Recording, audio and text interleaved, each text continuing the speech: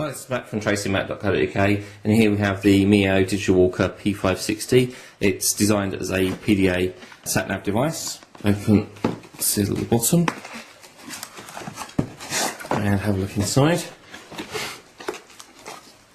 See the device sitting on top here,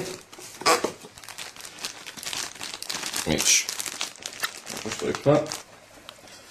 See, it's a fairly large device. But we'll take a look at that in more detail in just a second as we unpack the box.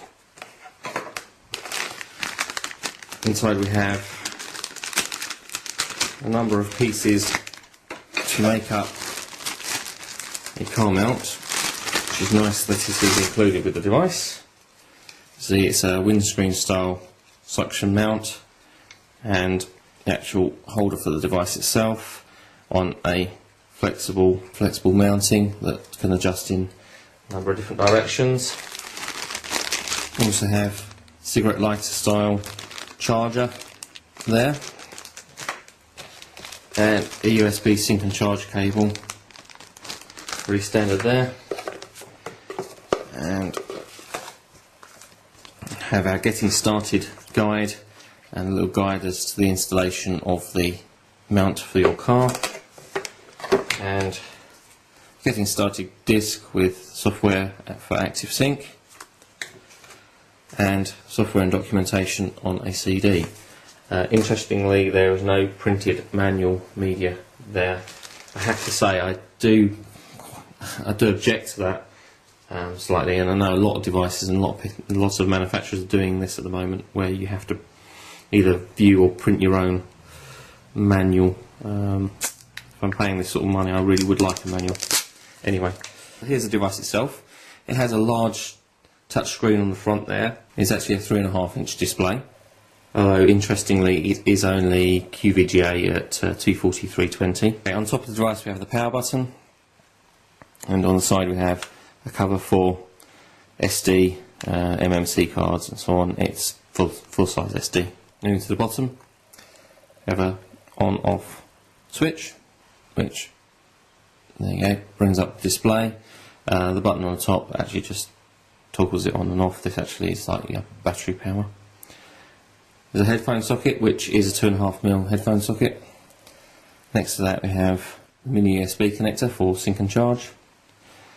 A little hole there, which is your microphone. We have a stylus, which is a telescopic stylus. I have to say it is one of the flimsiest, smallest looking styluses I've ever seen. I'm not sure that would stand up to very much. That slots in the bottom. There's actually nothing on this side. Not a great deal to be seen on the back. There is a grill for speaker there and a cover over an external antenna socket. Front of the device, got indicator LEDs on the front for Bluetooth and wireless. And we have buttons on the left and right of the display for your sat-nav and your menu. And right in the centre there is a joystick style up, down, left, right, and a press button for navigating around the display. Let's bring that stylus out and just set the screen up. I have to say, just in doing that, it does seem that the touch screen is quite sensitive and positive, so let's skip all the rest of this and go straight in. There we go. Okay, once again, no custom setup or install on first boot, and we'll just take a look at what's pre-installed on the device. Into program menu, pretty standard stuff. Something here that I don't recognise. It's an ephemeris data download application for helping your GPS. And in the settings menu, again pretty standard. There's a quick position GPS, which uses your ephemeris data, and connections. Nothing terribly exciting. Pressing the sat-nav button doesn't appear to do a great deal. It doesn't look like there's any sat-nav software pre-installed. We'll take a look at that later.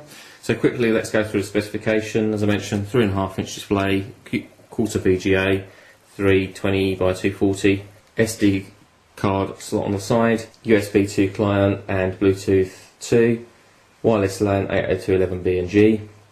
It's a Surfstar 3 chipset with 20 channel support. The ROM capacity is 2 GB, which is nice for installing your sat-nav software. Interestingly, only 64 meg of RAM. As I mentioned on previous reviews, I think that's a little bit mean on devices that are coming out these days. 64 meg's not a great deal. Weight is listed at 170 grams. To be honest, it does feel a little bit lighter than that compared to other devices that we've been looking at lately.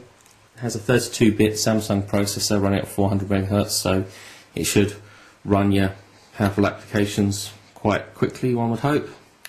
And just to compare that in size to the Titan 2, as you can see, it is a little larger. Obviously the screen itself is considerably larger and it's wider, but it is quite a bit thinner. We'll be using this device over the coming week or so, and we'll have the written review on the website soon.